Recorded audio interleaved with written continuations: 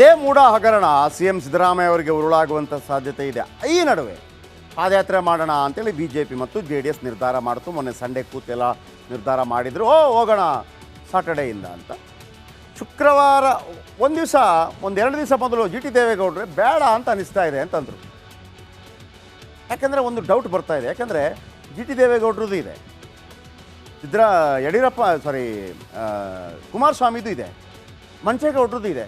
ಇದೆಲ್ಲ ಹೊರಗೆ ಬಂದುಬಿಡುತ್ತಾ? ಸ್ವಾಧೀನಪಡಿಸ್ಕೊಂಡಿಲ್ಲ ಅಂತೆಲ್ಲ ಹೇಳಿದರು. ಸ್ವಾಧೀನಪಡಿಸ್ಕೊಂಡ ಕಾಗದ ಪತ್ರಗಳೆಲ್ಲ ಬಂತು, ಇರುಸು ಮುರುಸಾಗತ್ತೆ. ಆಗ ಅಲ್ಲ, ಕುಮಾರಸ್ವಾಮಿ ಹೇಳಿದ್ರೆ ನಾನು ಬರಲ್ಲಪ್ಪ, ಪಾದಯಾತ್ರೆ ಬರಲ್ಲ. ಏನು ರೀ, ಆ ಮುಂದಾಳತ್ವ ಯಾರು ಕೊಟ್ಟಿದ್ದಾರೆ? ಪ್ರೀತಮ್ ಗೌಡನಿಗೆ, ದೇವೇಗೌಡರ ಫ್ಯಾಮಿಲಿಗೆ ವಿಷ ಹಾಕಿದವನ ಜೊತೆ ನಾನು ಕೂತ್ಕೋಬೇಕಾ?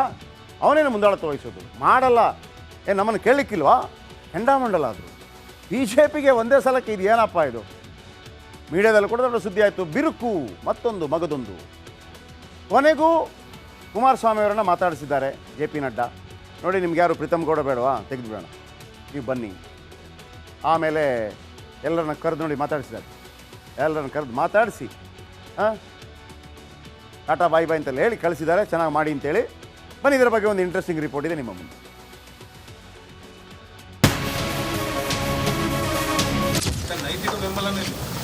ನಾವು ಯಾವ ಕಾರಣಕ್ಕೂ ಕೊಡೋದಿಲ್ಲ. ಏಕೆಂದರೆ ಒಂದು ನಿಮಿಷ, ಇಲ್ಲಿ ನಮ್ಮನ್ನು ವಿಶ್ವಾಸಕ್ಕೆ ತೆಗೆದುಕೊಳ್ಳದೇ ಇದ್ದಾಗ ಬೆಂಗಳೂರಿನಿಂದ ಮೈಸೂರಿನವರೆಗೆ ನಮ್ಮ ಶಕ್ತಿ ಇರ್ತಕ್ಕಂಥದ್ದು ಅಷ್ಟೆಲ್ಲ ಇದ್ದು ವಿಶ್ವಾಸಕ್ಕೆ ತೆಗೆದುಕೊಳ್ಳದೆ ಹೋದ ಮೇಲೆ ಸರಿಯಾದ ರೀತಿಯಲ್ಲಿ ನಾವ್ಯಾತಿಗೆ ಬೆಂಬಲ ಕೊಡಬೇಕು? ಕೇಂದ್ರ ಕೈಗಾರಿಕೆ ಉಕ್ಕು ಮಂತ್ರಿ ಕುಮಾರಸ್ವಾಮಿ ಆಡಿದ ಮಾತುಗಳು ರಾಜ್ಯ ರಾಜಕಾರಣದಲ್ಲಿ ಸಂಚಲನ ಸೃಷ್ಟಿ ಮಾಡಿತ್ತು. ಯಾಕಂದ್ರೆ ಇದು ಸಿಎಂ ಸಿದ್ದರಾಮಯ್ಯ ವಿರುದ್ಧದ ಹೋರಾಟ. HDKಗೂ ಸಿದ್ದರಾಮಯ್ಯ ಕಡುವೈರಿ. ಇಂಥ ಸಂದರ್ಭದಲ್ಲಿ ಮೈಸೂರು ಪಾದಯಾತ್ರೆಗೆ ಹೋಗಲ್ಲ ಅಂದಾಗ ಕೇಸರಿ ಸೇನೆ ಅವಕ್ಕಾಗಿತ್ತು. ಆದರೆ ಕೊನೆಗೂ ಸಂಧಾನ ನಡೆದಿದೆ.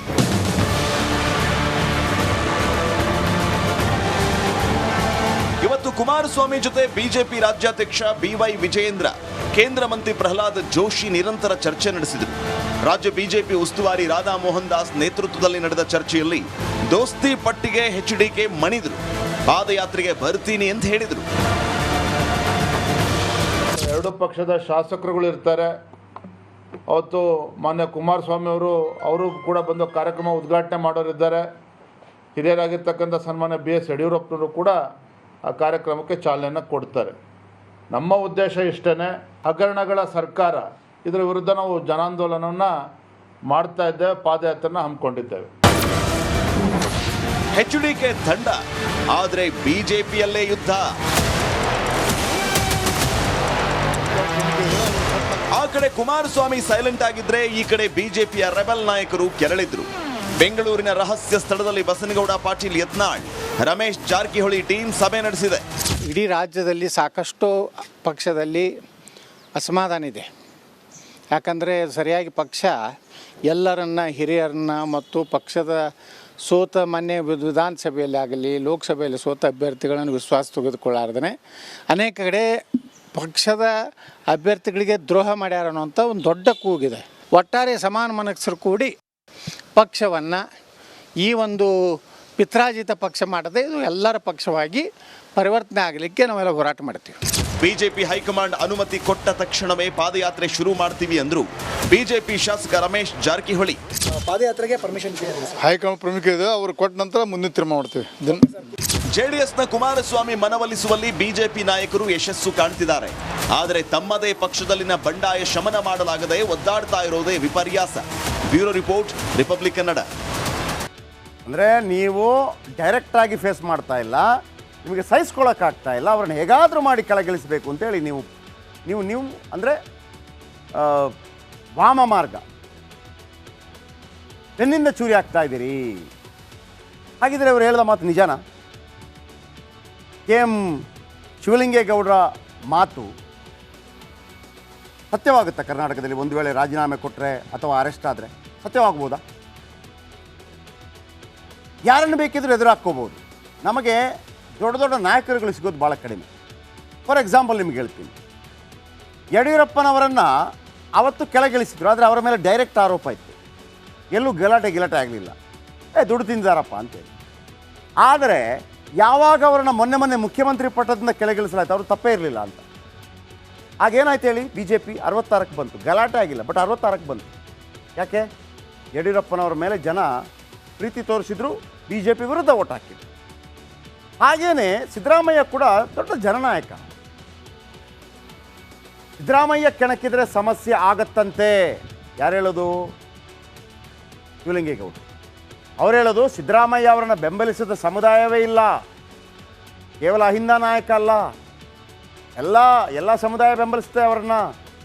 ಎಲ್ಲ ಸಮುದಾಯದಲ್ಲೂ ಸಿದ್ದು ಫ್ಯಾನ್ಸ್ ಇದ್ದಾರಂತೆ. ಅವ್ರು ಹೇಳೋದು, ಈಗ ಬಸವಣ್ಣನ ಫೋಟೋ ಇಡಬೇಕು ಅಂತ ಮಾಡಿದ್ದು ಇವರು, ಅಕ್ಕ ಮಹಾದೇವಿ ಕಾಲೇಜ್ ಹೆಸರಿಟ್ಟಿದ್ದು ಇವರು, ಬಸವಣ್ಣನ ತತ್ವದಲ್ಲಿ ನಡೆಯೋರು, ಹಿಂಗೆಲ್ಲ ಅವರು ಪ್ರತಿಪಾದನೆ ಮಾಡಿಕೊಳ್ಳೋದು. ಸಿದ್ದರಾಮಯ್ಯ ರಾಜ್ಯದ ಪ್ರಬಲ ಅಹಿಂದ ನಾಯಕ, ಎರಡು ಮಾತಿಲ್ಲ. ಹೌದು, ಸಿದ್ದರಾಮಯ್ಯ ಆದರೆ ಒಂದು ಮಾತು ಹೇಳ್ತಾರೆ, ರಕ್ತಕ್ರಾಂತಿ. ಸಿದ್ದರಾಮಯ್ಯ ಕೆಣಕಿದ್ರೆ ರಾಜ್ಯ ಹೊತ್ತಿ ಉರಿಯುತ್ತಾಗಿದ್ರೆ ಇವರ ಪ್ರಕಾರ ರಕ್ತಕ್ರಾಂತಿ ಆಗತ್ತಾ? ಅಹಿಂದ ಬಂಡೇಳ್ಬೋದಾ? ಗೊತ್ತಿಲ್ಲ. ಹಾಗಂತ ರಾಜ್ಯದಲ್ಲಿ ಹಿಂದೆ ಯಾವತ್ತಾದ್ರೂ ಆಗಿದೆಯಾ? ಆಗಿದೆ.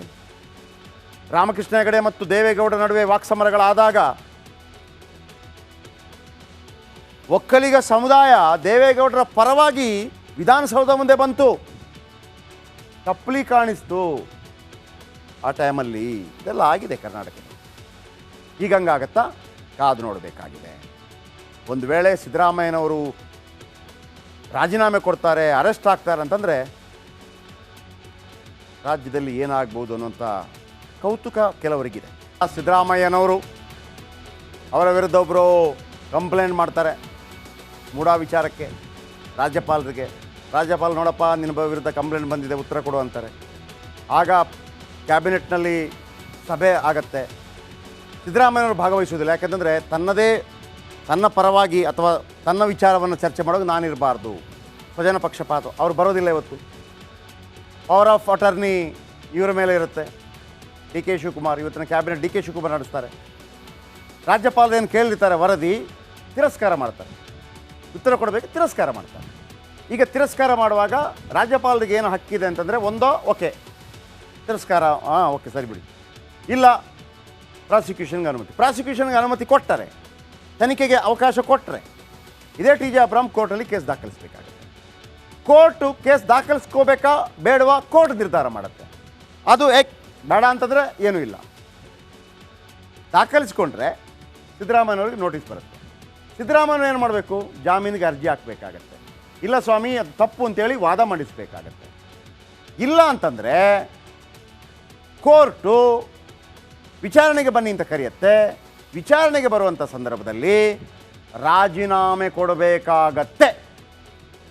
ಈಗ ಸಿದ್ದರಾಮಯ್ಯ ಪರ ವಾದ ಮಾಡೋರು ಏನು ಹೇಳ್ತಿದ್ದಾರೆ? ನಿಮಗೆ ಸಿದ್ದರಾಮಯ್ಯನವರನ್ನು ಫೇಸ್ ಮಾಡೋಕ್ಕಾಗ್ತಿಲ್ಲ, ಅವರನ್ನು ಸೋಲ್ಸೋಕ್ಕಾಗ್ತಿಲ್ಲ, ಯಾವ